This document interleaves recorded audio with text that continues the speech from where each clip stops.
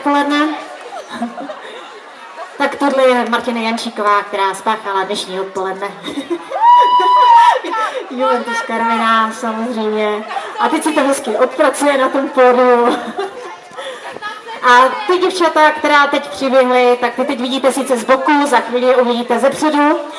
To je závěrečné vystoupení, kterým se s vámi pro dnešní odpoledne z tanečních věcí rozloučíme, protože vedoucí kroužků si připravili pro vás závěr dnešního odpoledne. Kateřina Žilová a její choreografie Nežiješ, nepochopíš získala